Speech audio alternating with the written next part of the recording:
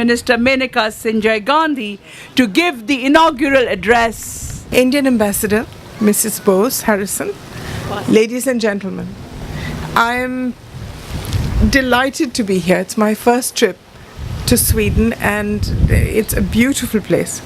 It gives me great pleasure to be here with all of you at the launch of Namaste Stockholm.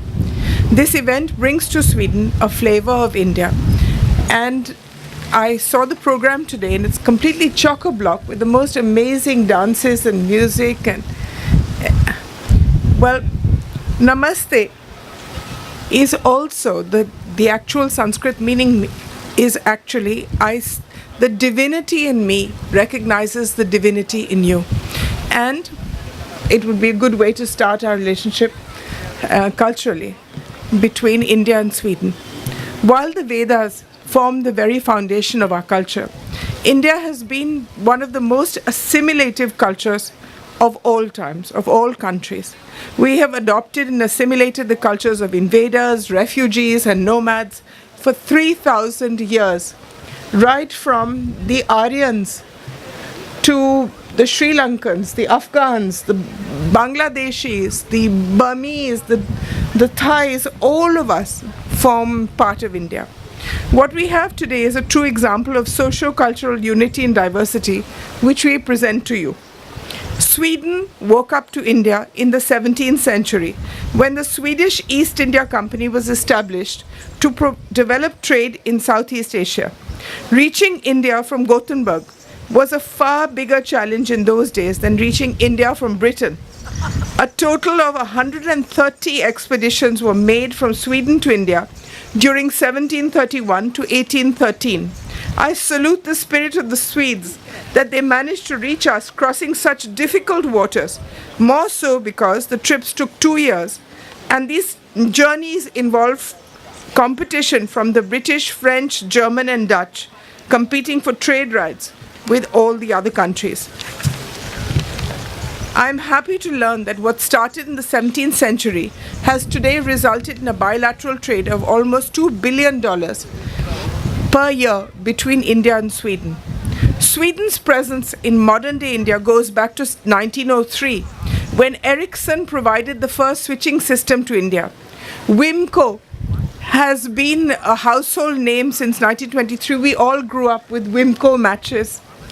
Relations between India and Sweden are founded on the strong basis of shared democratic values, love of freedom in every form, and openness to outsiders. The political ties between India and Sweden go back to 1949, and the first high-level contact between the two countries took place in 1957 when Pandit Jawaharlal Nehru, the first Prime Minister of India, visited Sweden. India and Sweden have also been collaborating in large numbers of areas through formal agreements, including those on investment, double taxation, healthcare, environment, and renewable energy. In this background, an event like Namaste Stockholm acquires a special significance of its own. This event will give you the flavor of what India is and its cultural heritage. For me, being here today is a special privilege because I'm in a country which is now pioneer of women and children's rights. I admire the Swedish approach to gender equality, especially the participation of women in the political process. Today, under the leadership of Prime Minister Modi, we are on a high growth path and we are reconnecting with the entire world so that we can participate in the global process of development.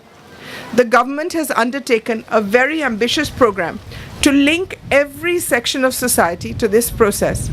And this includes initiatives on empowerment and the safety of women, development and protection of children. And Sweden has a long history of investments in India. Trade-wise, we are Sweden's, it's important to us and I'm sure, but we are Sweden's 29th most important country. Let's make it the 10th, man. Yes, why not? Currently, there are 170 Swedish companies working in India like Electrolux, Ericsson, ABB, Alfa Laval, Volvo. I'm not going to take up more time because I know you all want to start the day and not listen to these boring speeches. But I thank our ambassador to Sweden, Srimati Banashri Bose, and all of you here. And have a good day and enjoy all those amazing dances and music that we have for you. I'm told that this morning's yoga went very well. And I was just speaking to the gentleman who arranged it all and said that one of our great achievements in recent times is that Prime Minister Modi has made Yoga Day.